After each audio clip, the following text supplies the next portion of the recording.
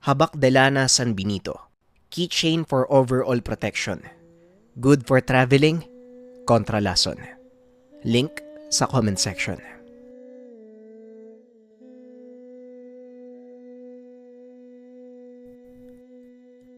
Habang kumakain si Marcos, tumayo naman si Rodrigo at lumabas ng silid kainan.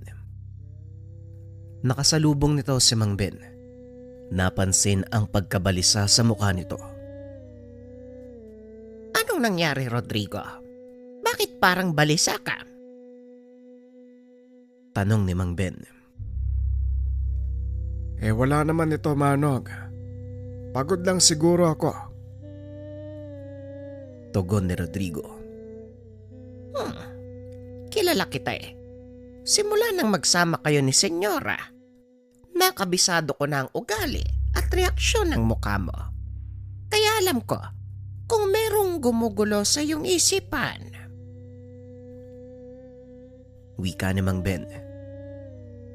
Napabuntong hininga si Rodrigo. Nilingon si Marcos na nooy nakikipagtawanan kay Luciano habang patuloy na kumakain. Kasi, nag-aalala ako sa nangyari kay Marcos eh. Bigla na lang nawala yung mga dasal na pinatato niya. Ang naiwan lang, yung selyo ng angkan. Tugon ni Rodrigo. May nangyayari bang kakaiba sa kanya? Sa tingin ko ay wala naman. Sa totoo lang, mas payapa ang mukha ng anak mo ngayon. Kung ihahambing noon tignan mo, nagagawa niyang makipagbiroan kay Luciana. Muling wika ni Mang Ben. Bagay na noon lang napansin ni Rodrigo. Siguro nga, Manong. Masyado lang akong nadadala sa mga nangyayari. Nagkakasabay-sabay kasi ang lahat eh. Hindi ko alam kung alin ang mauuna. Pero mukhang tama ka, Manong. Wala nga siguro akong dapat ipag-alala, no? Tugon ni Rodrigo. Huwag ka masyadong mag-isip sa kaligtasan ng anak mo.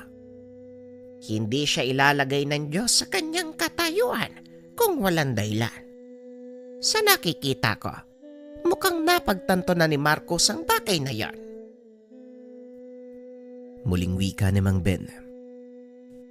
Kaagad na itong tumuloy palabas ng tahanan. Muling pinagmasdan ni Rodrigo ang anak. Napansin nito ang napakalaking pagbabago sa binata sa loob lamang ng 2 araw. May tiwala ko sa Panginoon. Kung ano man ang magiging plano mo para sa aking anak, kalooban mo ang siyang masusunod. Wika ni Rodrigo sa sarili. Akmang lalabas na ito ng tahanan nang bigla namang magsalita si Marieta mula sa kanyang likod. Ngayon lang kita nakita na nag-alala ng ganyan kay Marcos Sabihin mo nga sa akin, ano bang iniisip mo? Wika ni Marieta. Napalingon si Rodrigo. Nagulat ito sa biglaang pagsulpot ng asawa. Ay naku naman, oo. Kahit kailan talaga, Marieta. Hindi ba pwedeng hindi mo ko gulatin? Nag-aalala ko sa nangyari kay Marcos dahil sa biglaan niyang pagbabago. Pero napagtanto ko, wala naman pala akong dapat ipag-alala. Tama ang sinabi ni Manong Ben. Pagpapaliwanag ni Rodrigo. Bakit ba? Ano bang nangyayari kay Marcos? Tanong ni Marieta. Ikaw na mismo ang tumuklas. Dahil sa totoo lang nakakamangha eh. Hindi ko alam ang nangyayari. Nilingon ni Marieta ang anak. Napansin nito na wala na nga ang mga markang dasal sa braso ng binata. Kung hindi ako nagkakamali, talagang merong kakaibang nangyari sa anak mo. Nakakaramdam ako ng kakaibang aura mula nang magising siya. Hanggang ngayon nararamdaman ko pa din. Pero hindi ako sigurado kung sa kanya nga nanggagaling. Tugon ni Marieta. Sabay na pinuntahan ng mag-asawa si Marcos sa kusina. Patuloy pa din ito sa pakikipag-usap kay Luciano. Napaangat ng tingin ng binata nang mapansin ang mga magulang. Nay, Tay, bakit po? May problema po ba? Tanong ni Marcos. Nagkatinginan ang mag-asawa dahil nakumpirma ng mga ito na kay Marcos nga nang gagaling ang malakas na orang nararamdaman ni Marieta. Sabihin mo nga sa amin, Marcos. Anong nangyari nung natutulog ka? Tanong ni Marieta. Sabay upo sa harap ng binata. Hindi po ako sigurado pero sa pagkakaalam ko, merong isang nilalang na nagpaalala sa akin tungkol sa kahalagahan ng buhay ko. Napagtanto ko yung totoong dahilan kung bakit ako may ganitong kakayahan. Sa ngayon ay ang nasa isip ko lang, tuluyan ang tapusin ang kaguluwang ito. Isa lang naman yung gusto ko yung mamuhay ng mapayapa. Tugon ni Marcos. Saka pa lamang naramdaman ni Luciano ang kakaibang aura ng kaibigan. Mukhang malaking pagbabago nga ang naidulot ng panaginip na yun kay Marcos Pero hindi magtatagal. Susugod na ang pwersa ni Lutchebar. Handa na akong makipagsagupan sa kanila. Wika ni Luciano. Maging ako, Luciano. Handa na ako sa mga mangyayari. Ito ang tadhanang nakahain para sa akin at ang tungkulin kong inilaan ng Panginoon. Handa akong gampanan nito. Maging kapalit pa ang buhay ko. Tugon ni Marcos. Habang naririnig ito ng mga magulang, napagtanto ng mga ito na tila ibang tao na ang nagsasalita. Malayong malayo ang taong karap ngayon sa anak na inaruga at pinalaki nila noon. May mahalagang bagay lang ako nais sabihin sa iyo, Marcos. Ang pangarap ng kalaban natin, maging immortal. Makakamit niya lang yon kung makuha niya ang kaluluwa ng kahit isa sa inyo ng nanay mo. Wika na Rodrigo. Tama ang iyong ama, Marcos.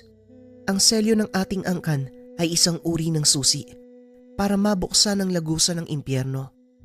At sa oras na makuha ito ni Lutchebar, walang makakapigil sa kanya na palabasin ang lahat ng demonyo mula sa lugar na yun at gamitin ang kapangyarihan ng mga ito para magkaroon siya ng buhay na walang hanggan. Pagpapaliwanag ni Marieta. Saan naman niya gagamitin ang pagiging immortal? Alam mo na, iisa lang ang ibig sabihin nito Duwagang Lutchebar na sinasabi niyo. Takot siyang harapin ang katotohanan ng buhay. Lahat ng nilalang na isinilang, may nakatakdang katapusan. Ito lang ang pinakasiguradong bagay sa buhay natin bilang tao. Sa oras na matupad mo ng iyong tungkulin, magkakaroon ka ng karapatang bumalik sa kanlungan ng ating maylikha. Saka palang magkakaroon ng buhay na walang hanggan. Ito yung isa sa mga aral na natutunan ko doon sa nilalang na nakausap ko sa panaginip. Wika ni Marcos. Tama ka, anak. Pero masyado nang naging mapanganib ang kaduwagan ni Lutchebar. Umabot na sa puntong marami ang napapahamak. At ngayon, nandito na din tayo sa yugto kung saan may pagkakataon tayong pigilan ng kanyang mga hangarin. Kaya gawin na natin to ngayon dahil hindi ko alam kung may susunod pang pagkakataong kagaya nito. Tugon ni Rodrigo. Sumang-ayon naman ang lahat sa sinabi nito. Muling pinatawag ni Marieta ang mga kasamahan upang ibigay ang huling plano. Dumating sa mansyon sina Omar at ang mga kababaryo. Maraming salamat sa inyong pagdalo. Alam kong malaking sakripisyo ito para sa inyo. Kaya kung labag sa kalooban nyo ang pagpunta sa lugar na ito, hindi namin kayo pipilitin. Nauunawaan kong may mga pamilya kayong maiiwan kung sakaling may mangyaring hindi natin inaasahan. Wika ni Rodrigo. Wala kang dapat alalahanin, Manong Rodrigo. Dahil ang mga pamilya namin mismo ang dahilan kung bakit kami nandito ngayon at makikipaglaban. Tugon ni Omar. Kung ganon, wala na akong agam-agam. Omar, kakailanganin ko ang tulong ng inyong pangkat. Paniguradong gagamitin ni Lotchebar ang hukbo ng mga mambabarang. Kayo lang ang may kakayahan para tapatan sila. Wika ni Rodrigo. Kung hindi nyo na itatanong, ang pangkat ni Omar may mataas na kasanayan sa pananambal o pangontra sa anumang sumpa ng mga mambabarang.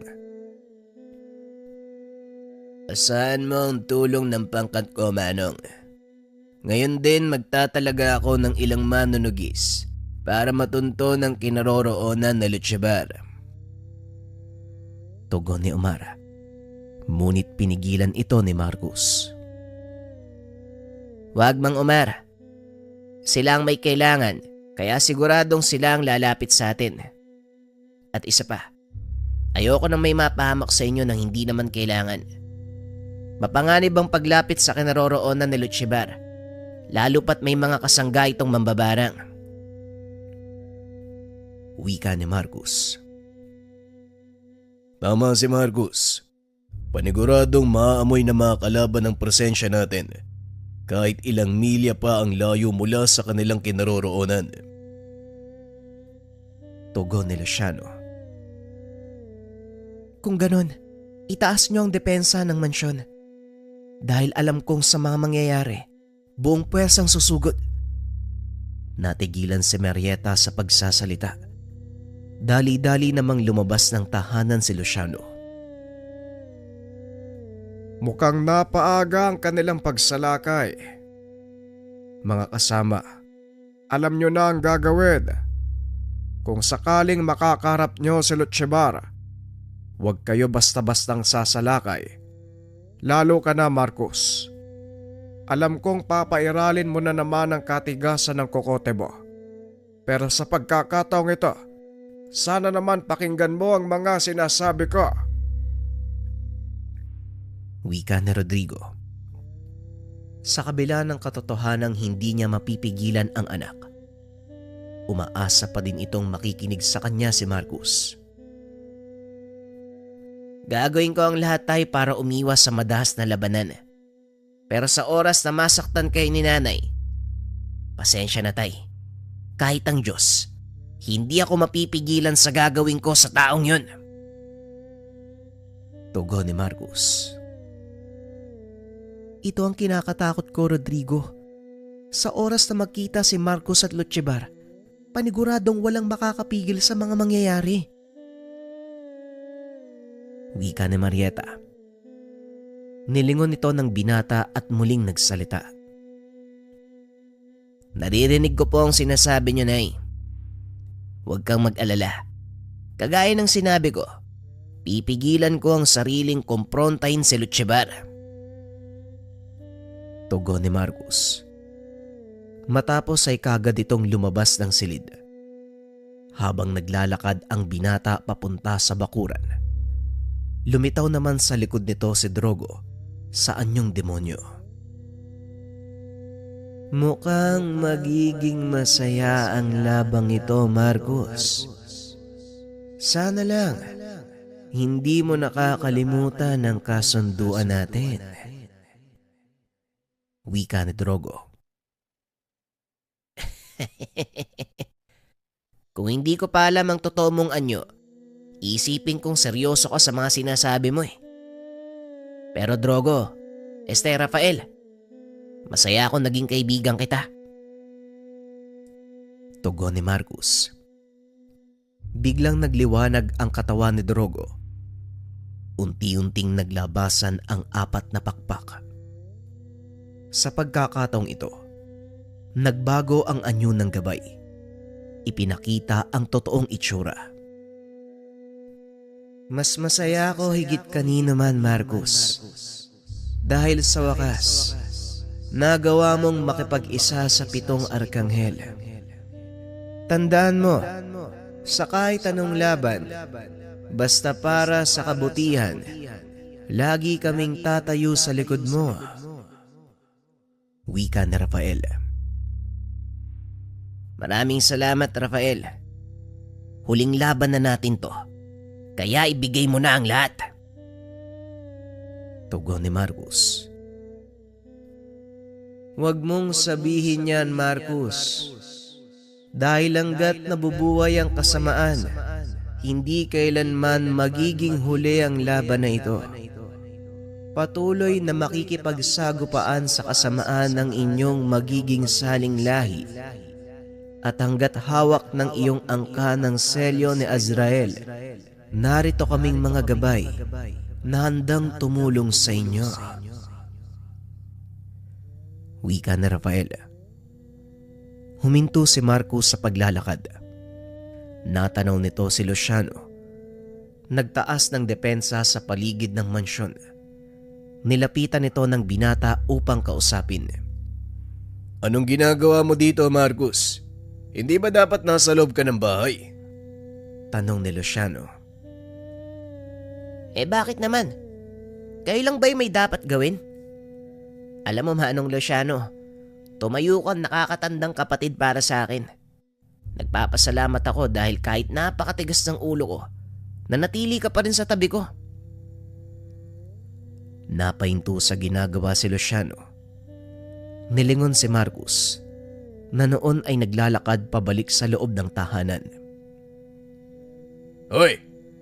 Saan ka pupunta? Halika nga dito! Tulungan mo na lang ako! Wika ni Luciano. Huminto naman sa paglalakad ang binata. Tumugon habang nakatalikod. Hindi na. Kaya mo na yan. At saka may gagawin pa ako. Tugon ng binata. Pinipigilan ang sarili sa pag-iyak. Ibabalik ko sa iyo ang sinabi mo sa akin. Kung hindi kita kilala, iisipin kong ibang tao ang kausap ko ngayon. Wika ni Rafael. Ha? Bakit naman? Bakit mo nasabi yan?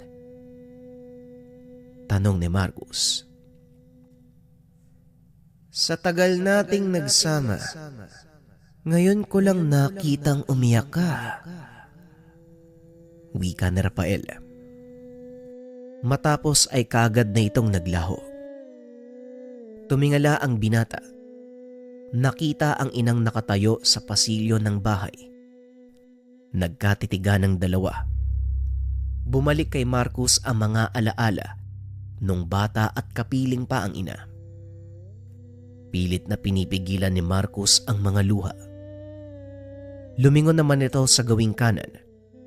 Nakita ang ama habang kausap si Omar.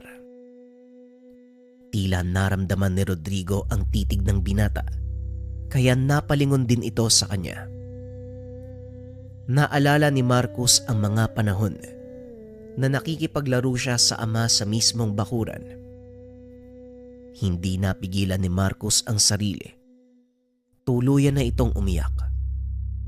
Kaya tumakbo ito papunta sa likod ng bahay, kung saan nakita niya si Mang Ben na nagdidilig ng mga halaman. Kailangang diligan ng mga halamang ito para hindi malanta. Kahit nagkakagulo tayong mga tao, kailangang mabuhay ng mga tanim na ito. Wala naman silang kinalaman sa sigalot ng mundo. Wika ni Mang Ben. Pasimple namang nagpahid ng luha ang binata at nagsalita. Oo nga po, Manong. Nasisira lang yan dahil sa kagagawan natin eh. Mang Ben, marami pong salamat sa pag-aalaga sa lahat ng nandito ah. Matagal na panahong nawala kami pero ni minsan hindi mo iniwan ang mansyon. Tugon ni Marcus. Yun kasi ang pinangako ko sa lolo Margalyo mo. Bago siya tuluyang na maalam, nakakalungkot lang na Baka hindi niya na nakita ang paglaki mo. Siguradong matutuwa yon. Wika ni Mang Ben. Siguro nga, Manong. Pero alam ko pagdating ng panahon, magkikita-kita tayo sa isang lugar. At pag dumating ang panahon na yon, wala nang kaguluhan. Pati sakit na mararanasan. Sige, Manong, maiwan ko na kayo. Wika ni Marcos. Nagkipit balikat na lang si Mang Ben. Dahil hindi nito maunawaan ang sinasabi ni Marcos. Muling pumasok ang binata sa loob ng mansyon. Nakita nitong nag-uusap ang mga kasama. Natapos ko nang itaas ang depensa ng mansyon. Kung sakaling magsimula ng lumusob ang pangkat ni Luchibar, kaagad nating mapipigilan. Wika ni Luciano. Magaling, Luciano. Maraming salamat sa ginawa mo. Wika ni Rodrigo. Nakapalibot na din sa buong mansyon ng mga kasamaan ko. Anumang pag-atake mula sa mamambabarang, kaagad nilang mahaharang. Wika ni Omar. Maraming salamat, Omar. Huling laban na natin to. At sana, ipag-adya ng Diyos na manalo tayo sa laban. Tandaan nyo lang ang lahat ng gagawin natin ay para sa ikabubuti ng lahat. Wika ni Marieta. Nakaramdam sila ng mahinang pagyanig. Eto na. Nagsisimula na silang kumilos sa labas. Magsipaghanda na kayo. Wika ni Rodrigo. Bagyang tumahimik ang paligid. Dumungaw si Luciano sa balkonahe. Nakita ang mga kasamahan ni Omar na nag-uusal ng mga inkantasyon. Biglang dumilim ang paligid, maging ang mga nakasinding solo sa loob ng mansyon. Biglang namatay. Malakas na tawa ang umalingaw-ngaw sa paligid.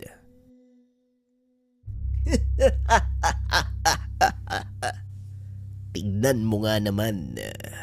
Kumpleto ang pamilya. Para kayong mga dagang nagtatago sa loob ng isang lungga. Bakit hindi kayo lumabas at harapin ako? Wika ng boses. Kagad itong nakilala ni Rodrigo. Walang duda. Kay Luchibar ang boses na yan. Marcos, anak. Teka, nasaan ang isang yon? Nataranta ang lahat. Biglang nawala si Marcos. Walang nakakita sa binatang lumabas ng mansyon. Sumilip sa labas ng bintana si Marieta, ngunit wala din si Marcos. Saan ba nagpunta yung batang yun? Rodrigo, hanapin mo yung anak mo. Wika ni Marieta. Napag-usapan na natin to, Marieta. Kaya pakiusap, wag mong ituring na bata si Marcos. May tadhana siyang dapat gampanan. Kailangan nating tanggapin ang anumang maaaring mangyari sa kanya. Wika ni Rodrigo. Alam ko, Rodrigo. Pero kahit gaano pa kahalaga ang misyon ni Marcos, kahit ano pang sabihin mo, hindi mo maaalis sa akin na mag-alala dahil anak ko pa din siya. Tugon ni Marieta. Ganon din ako, Marieta. Nag-aalala ko sa maaaring mangyari. Pero magtiwala ka sa kakayahan ng anak natin. At sa mismong nakaatang sa kanyang balikat, hindi siya papabayaan ng amang may likha.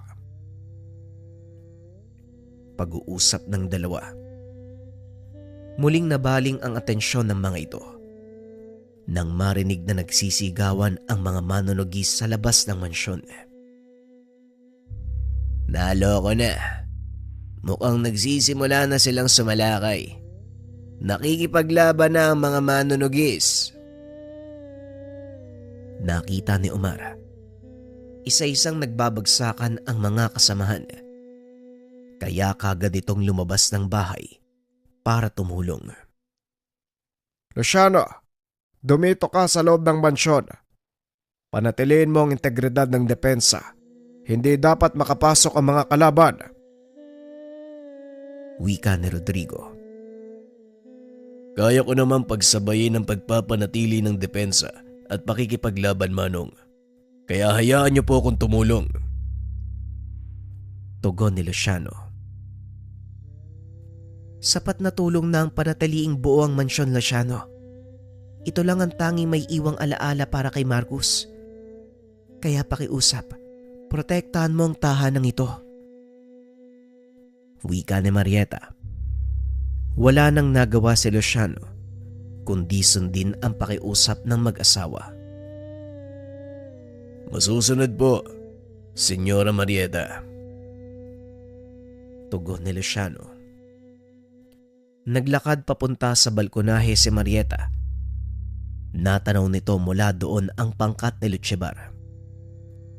Nakatayo ang mga ito sa labas ng bakuran habang pilit na sinasara ng mga kasamang mambabarang ang depensang ginawa ni Luciano. Napatitig si Lutsebar sa mag-asawa habang nakaturo at nakangisi ng nakakaloko. Walang yang Lutsebar talaga to. Humanda siya sa akin sa oras na makababa ko dito. Wika ni Rodrigo. Iniwan naman ito ni Marieta. Kumalma ka. Hindi natin alam kung yan nga ang totoong katawan ni Lutsebar. Magsasayang ka lang ng lakas eh. Wika ni Marieta. Walang duda, senyora. Yan ang totoong katawan ni Lutsebar. Wika ni Luciano. Paano mo nasabi, Luciano? Wala na ang mga isinugo niyang alagad. Kaya wala na din ang kakayahan niyang magpalipat-lipat ng katawan. Naobserbahan ko ito nung minsan kayong makipaglaban sa tatlo niyang galamay. Pag-uusap ng dalawa. Muli namang nagsalita si Lutsebar. Nakakapagod ang mag-antay. Kung talagang matatapang kayo, bakit hindi nyo ibaba ang depensa at harapin ako? Ang lakas ng loob nyong patayin ang aking mga alagad. Tapos ako, ayaw nyong harapin. Wika ni Lutsebar habang nagwawala sa labas ng bakuran. Bakit hindi mo subukan pumasok nang makita mong hinahanap mo, Lutsebar? Panghahamon ni Marieta. Tumawa ng malakas si Lutsebar at muling nagsalita. Anong akala mo sakin, hunghang? Hindi ako lalakad papasok sa isang patibong. Tugon ni Lutsebar. Hindi ba gusto mong gumanti? Bakit hindi mo gawin? Pangaasar ni Marieta. Ngunit alam ng ginang na hindi ito lalapit sa kanila, lalo pat magkasama silang dalawa ni Rodrigo. Walang pag-asang pumasok ang duwag na yan dito sa bakuran. Kaya tayo ang magdadala ng labanan sa kanya. Wika ni Rodrigo. Parang itinaga sa bato ang sinabi nito dahil ang sunod na ginawa ni Lutsebar ang naging dahilan para tuluyang lumabas ng mansyon ng pangkat. Kung hindi kayo lalabas sa lugar na yan, buong bayan ang magdurusa, kaya mamili kayo. Harapin niyo ko o panonoorin mula sa kinaroroonan niyo ang unti-unting pagkaubos ng tao sa bayan.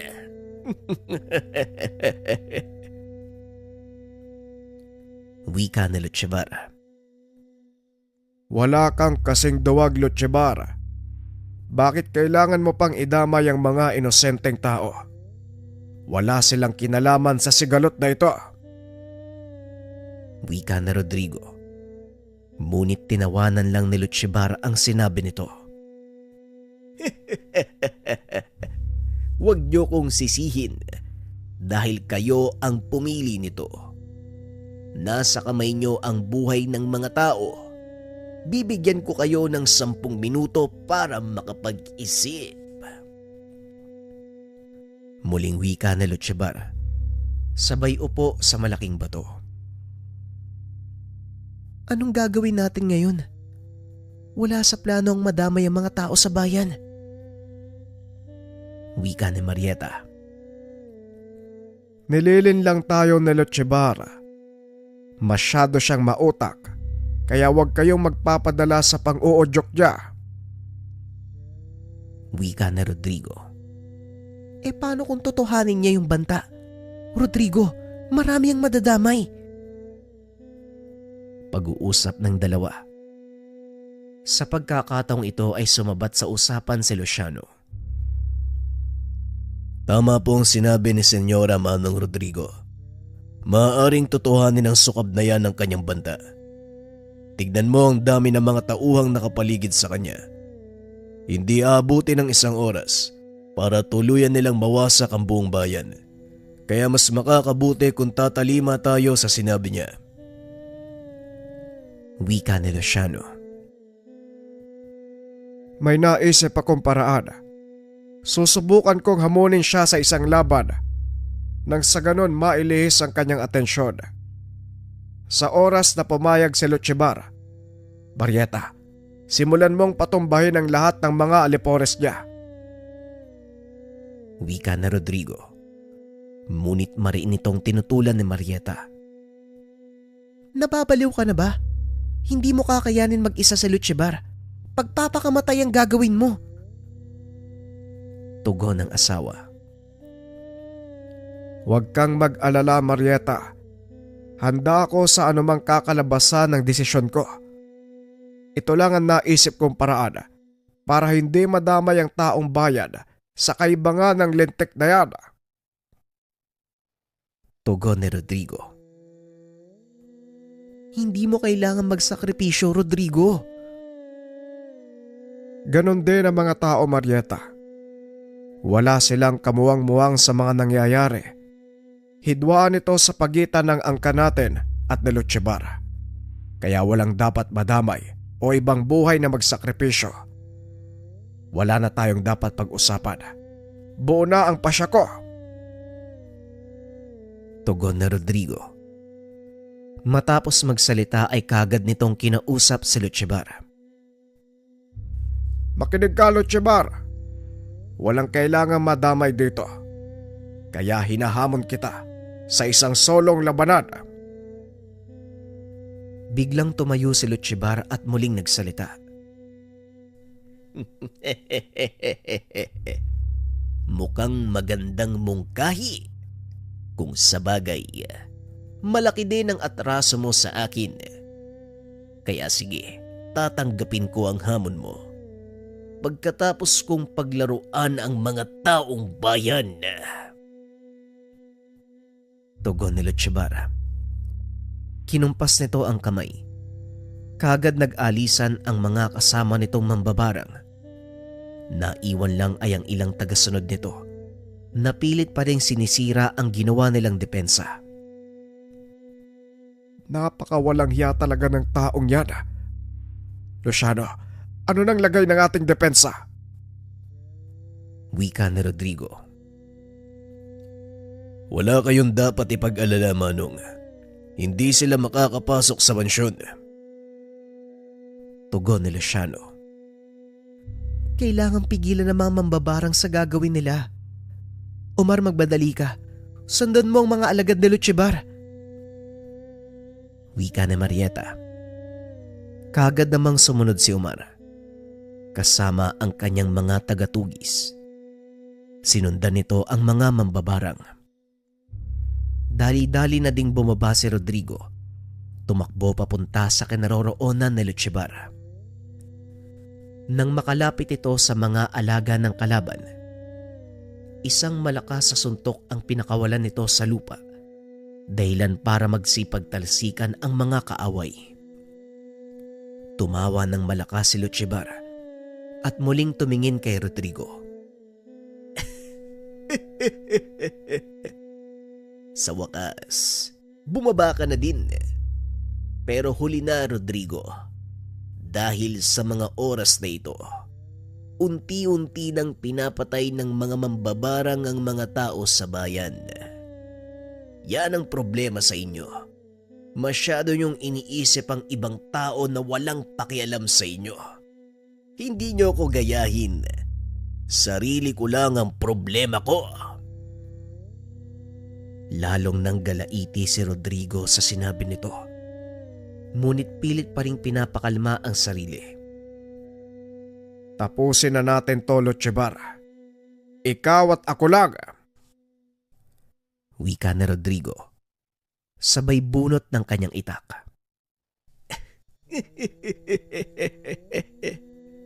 Oo, talagang tatapusin na natin ang labang ito. Pagkatapos ko sa'yo, isusunod ko ang anak mo at ang pinakamamahal mong asawa.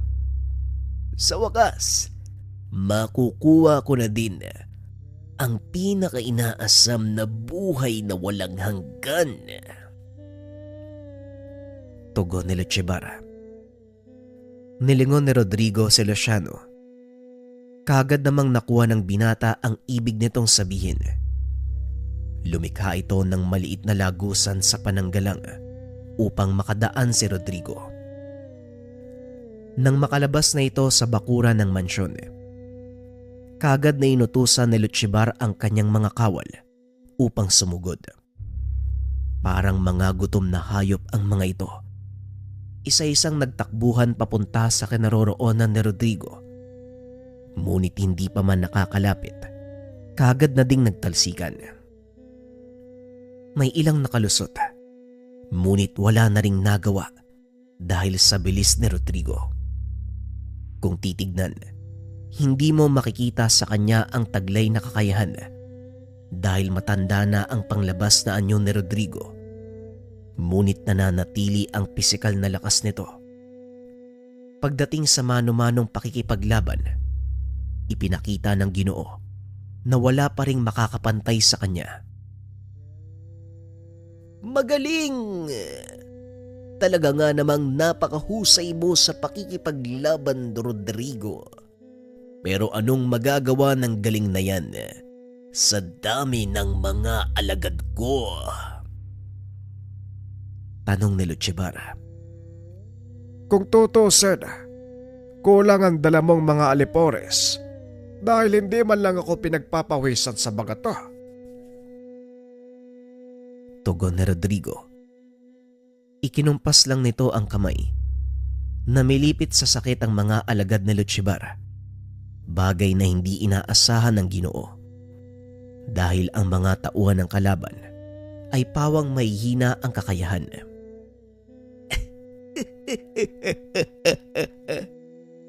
Ngayon nauunawaan mo na ang sinasabi ko.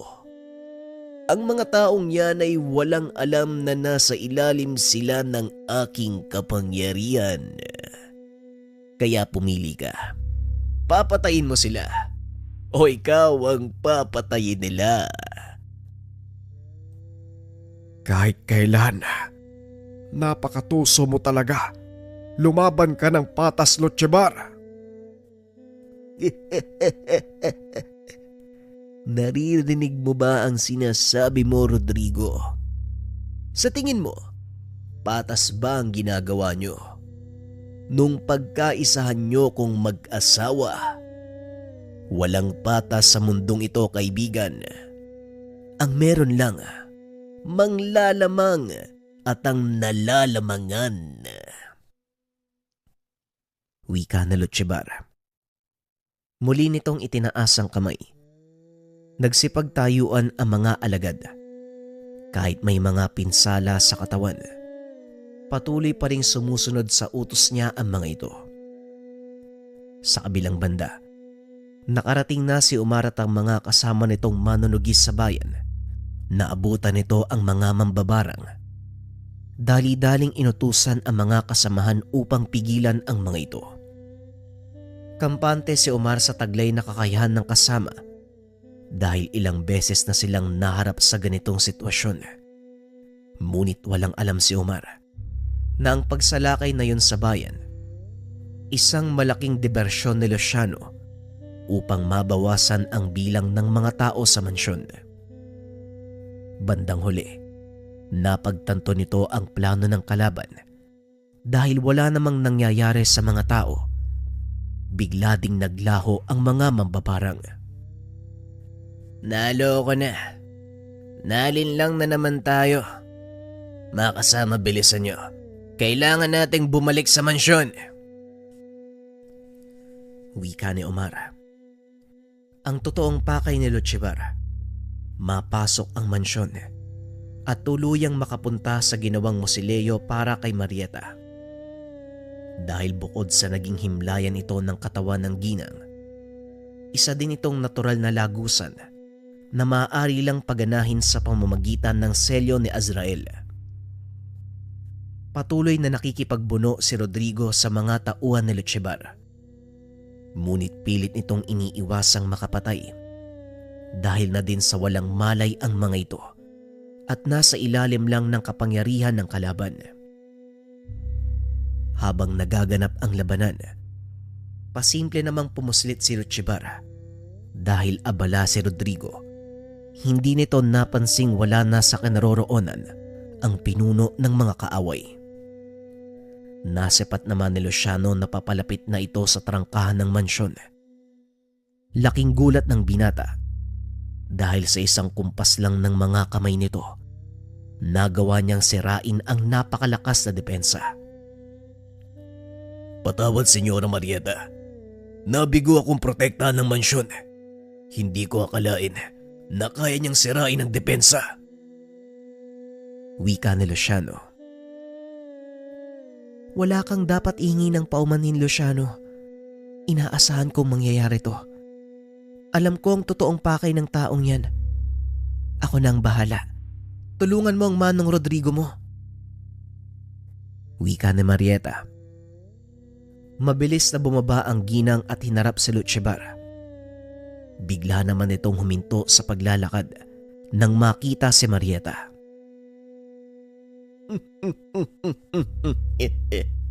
Kumusta, Marieta?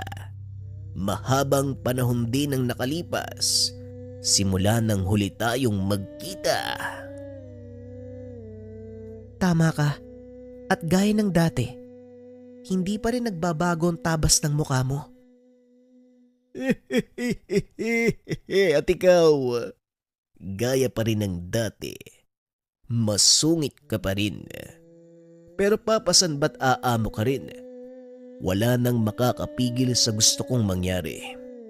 Sa wakas, mabubuhay ako ng walang hanggan. Pasensya na, Lochevar. Pero hindi yun mangyayari hanggat nabubuhay ako. Sino ba nagsabing kailangan kita ng buhay? Pag-uusap ng dalawa. Kagad inilabas ni Marieta ang kanyang sandata. Walang pagdadalawang isip na sumugod papunta sa kinakatayuan ni Lochevar. Mahaba pa naman ang oras ko, kaya makikipaglaro muna ako sa'yo bago kita tuluyang ialay sa aking Panginoon. Wika na Lochevar. Sabay salubong ng atake ni Marieta. Sa kabilang dako naman, nagulat si Rodrigo nang makita si Luciano sa labas ng mansyon. Anong ginagawa mo dito?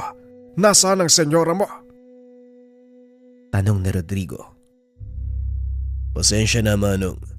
Ngunit nagawang makapasok ni Lochevar sa bakuran ng mansyon. Masyadong malakas ang taglay niyang pambasag dasal, kaya nagawa niyang sirain ng depensang ginawa ko.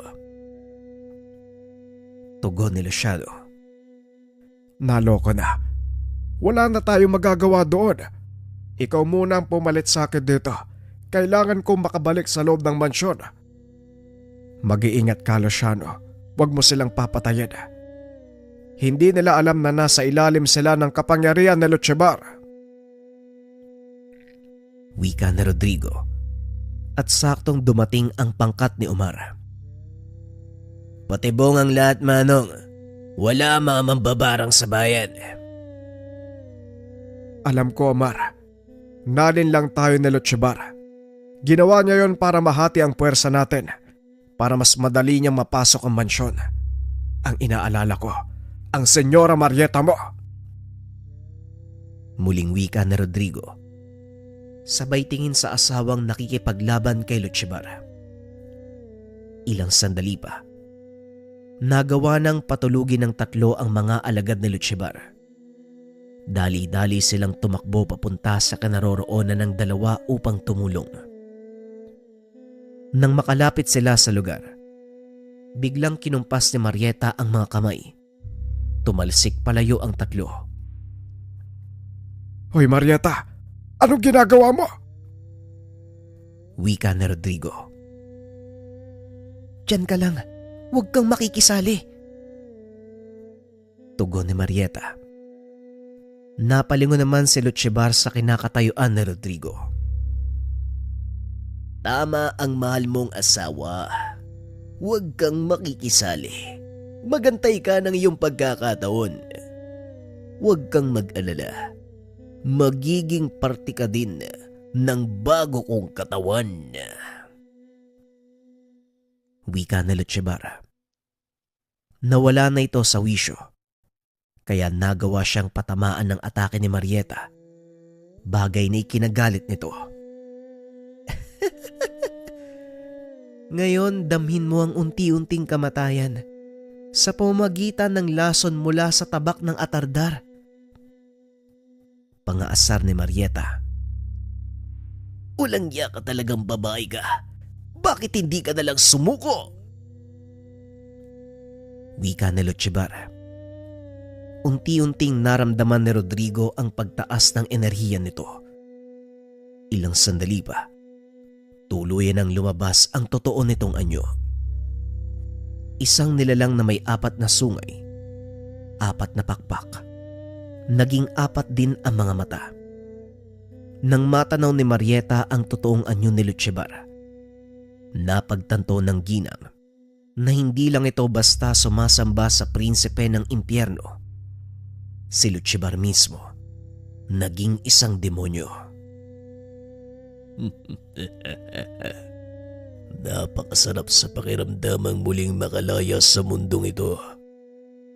Ngunit mahina ang katawang kinaroroonan ko.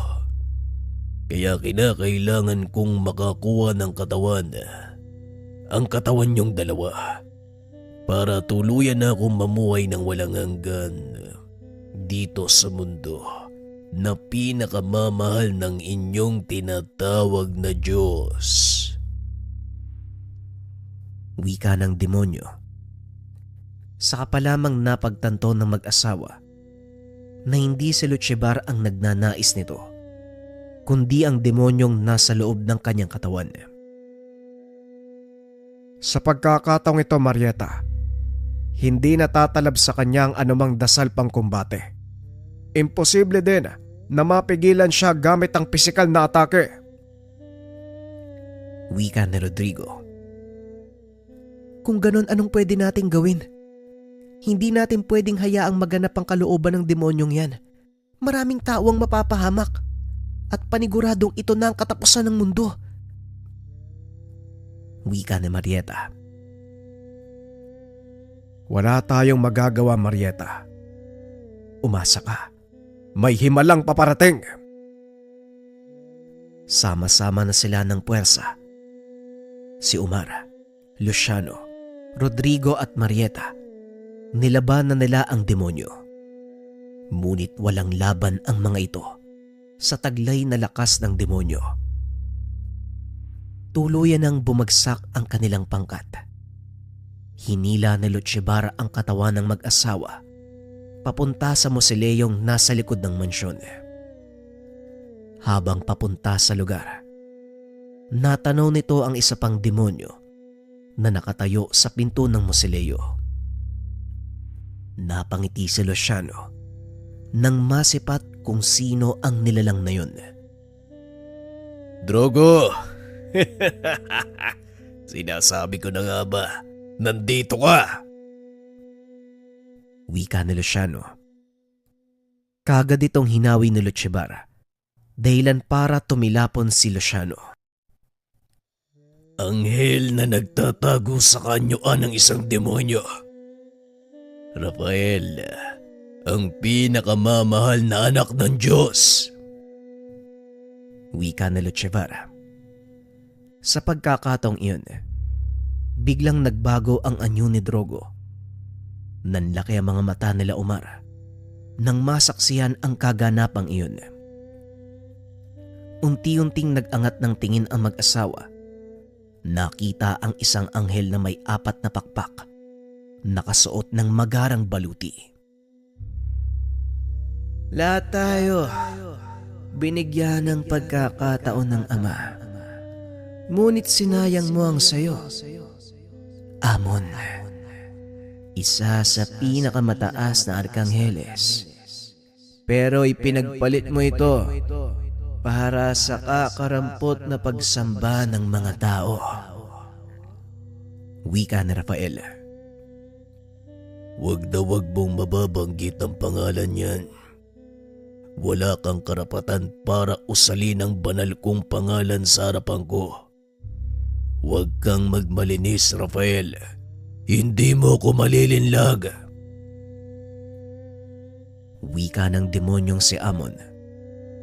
Napag-alaman ng pangkat na ang demonyong ito ay ang prinsipe ng impyerno. Sadyang ang nilamon ka na ng kasamaan sa pagnanasang malamangan ng kapangyarihan ng kataas-taasang samahan ng mga angheles. Wala ka nang magagawa dahil pinadala na ng Diyos ang kanyang huling sugo, pero hindi para gunawin ng mundo, kundi para tapusin ang kabuktutan mo. Tugon ni Rafael. Laking gulat na Lutchevara nang biglang bumulusok pa ibaba ang isang nilalang. Hindi matukoy nila Omar kung sino ito dahil sa kakaibang enerhiyang nagmumula dito. Direkta itong tumama kay Lutchevara na naging dahilan para tumalsik palayo sa pinto ng mausoleo. Unti-unting gumuhit ang ngiti sa mukha ni Rodrigo nang mapagtanto na si Marcus ang nilalang na dumating. Para yan sa pananakit mo sa mga magulang ko. Nagkamali ka ng lapatan mo ng kamay ang nanay at tatay ko, demonyo. Wika ni Marcus. Marahang tumayo si Lutchevara. Nanlaki ang mga mata nang makita ang binata. Sino ka naman? Huwag mo sabihin ikaw. Oo, Lutchevara.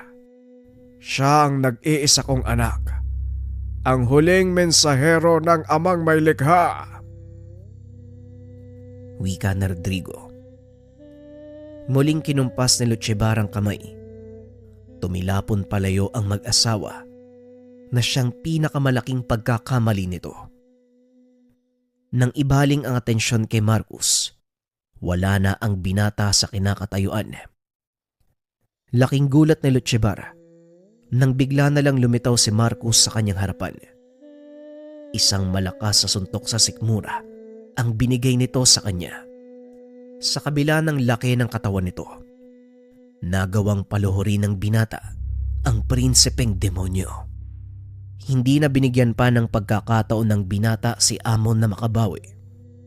Sunod-sunod na dasal pang atake ang binato, dahilan para lalong mapadapa sa lupa ang kalaban. Yan ang nararapat sa mga kagaya mo, ang humalik sa lupa. Wala kang karapatang maglakad ng taas noo at sirain ang magandang mundong ginawa ng Diyos. Muling wika ni Marcus, ngunit lalo lang nagalit si Lutchevara. Dali-dali itong tumayo at sinugod ang binata. Napasigaw si Marieta dahil hindi man lang nagkaroon ng pagkakataon si Marcus na makaiwas. Napatakip ng mata ang ginang dahil ang buong akala nito tuluyan ng mapapahamak ang anak. Ngunit kinalabit ni Rodrigo ang asawa.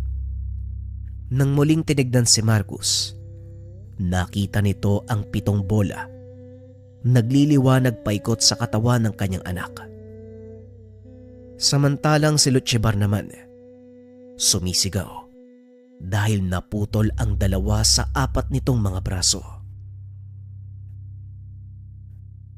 Walang sino man ang maaaring makapanakit sa mensahero ng Diyos.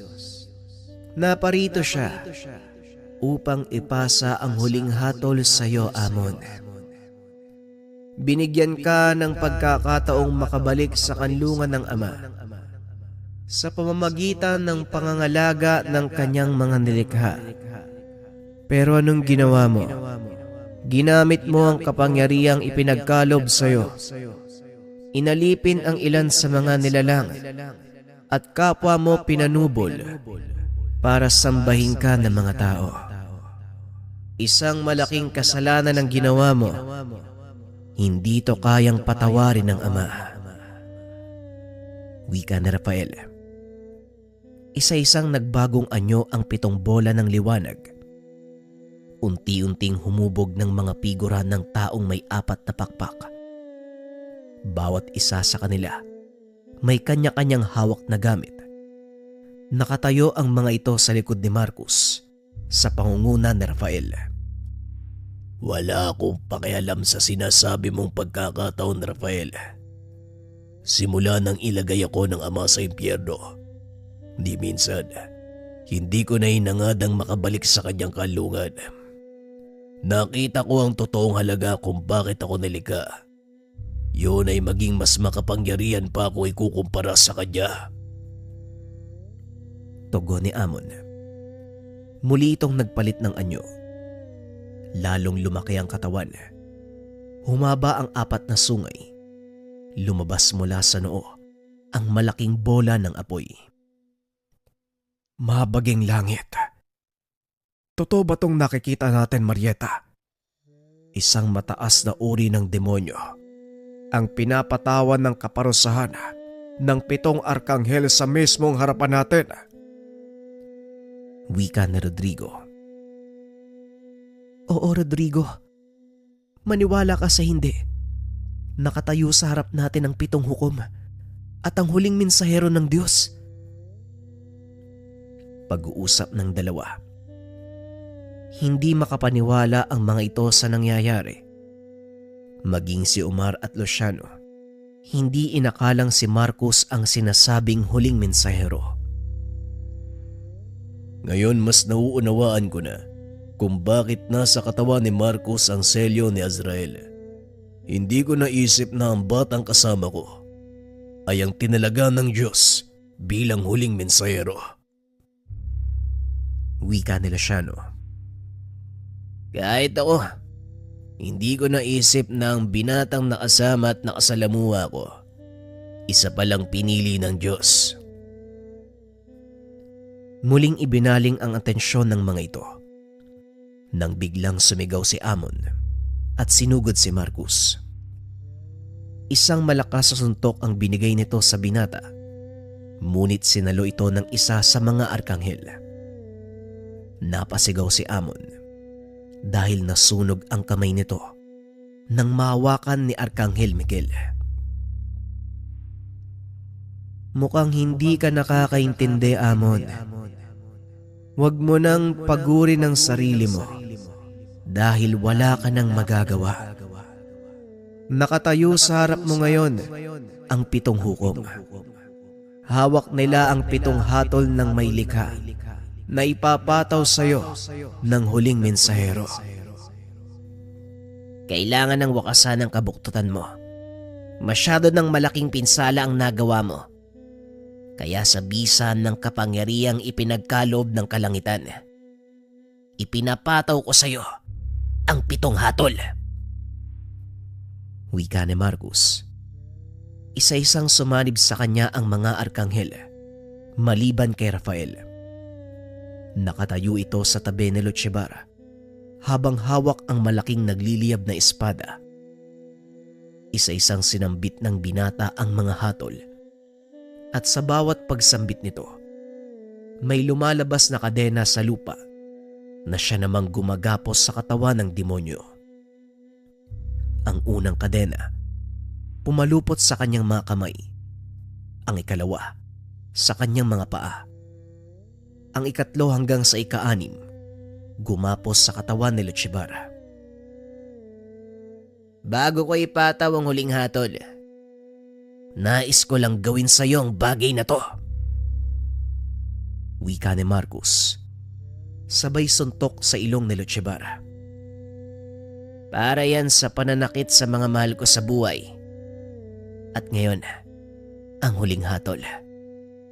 Ang parusang 7,000 ulit na kamatayan.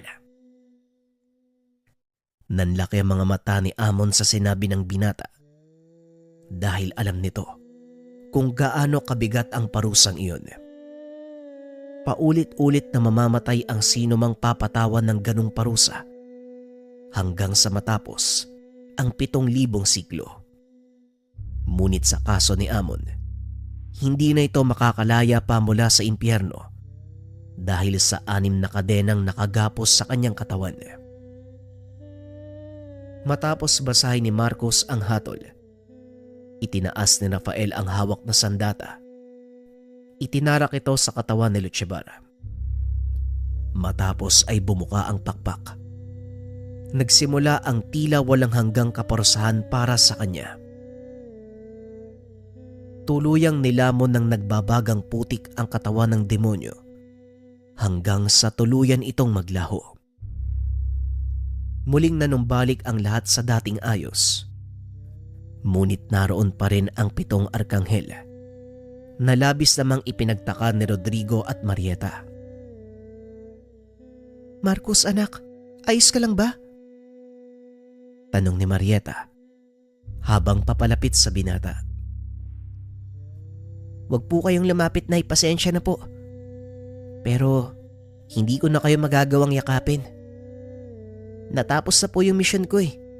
Kailangan ko nang bumalik sa ama. Wika ni Marcos. Pero anong ibig mong sabihin, anak? Iiwan mo kami ng nanay mo? Tanong ni Rodrigo. Napangiti naman si Marcos at tumugon. Hindi ko kayo iiwan. Pagbasdan niyo ang lugar na to. Naiwan sa bawat sulok ng mansyon ng aking alaala. Kaya kahit saan man kayo magpunta, maaalala niyo ko. Tugon ni Marcos. Humagulgol ng iyak si Marieta dahil hindi man lang ito nagkaroon ng pagkakataong bumawi sa anak. At ngayong dumating na ang huling yugto, wala na siyang magagawa kundi pagmasdan ang mukha ng binata. Huwag kang umiyak, Nay. Wala kang dapat ikalungkot. Dahil hindi naman masama ang aking paglisan eh. Alam kong sa uli, magkikita pa din tayo. Aantayin ko kayo ni Tatay sa ipinangakong lugar ng ating tagapaglikha. Wika ni Marcos. Mula sa mismong mausoleo, lumabas ang isang lalaki at nagsalita. Tama ang iyong anak, Marieta. Huwag kang malulungkot dahil ang nangyari. Isang malaking tagumpay para sa sangkatauhan. Napangat ng tingin si Marieta. Napagtanto ang taong nagsasalita. Walang iba kung hindi ang kanyang ama. Maging si Marcos ay nagulat dahil pamilyar sa kanya ang boses na ito. Sandali lang. Kayo po ba yung boses na nagtanong sa akin tungkol sa kahalagahan ng buhay? Oo, ako nga po. At masaya akong nasagot mo ito ng buong katotohanan. Nagtagumpay ka at binabati kita. Masaya akong malaman na nagmula ka sa aking angkan. Halika na. Nag-aantay ang kalangitan sa iyong pagbabalik sama. Hindi na nakapagsalita ang mga kasama ni Marcos. Unti-unti nang binalot ng nakakabulag na liwanag ang binata hanggang sa tuluyan itong maglaho kasama ang 7 arkanghel.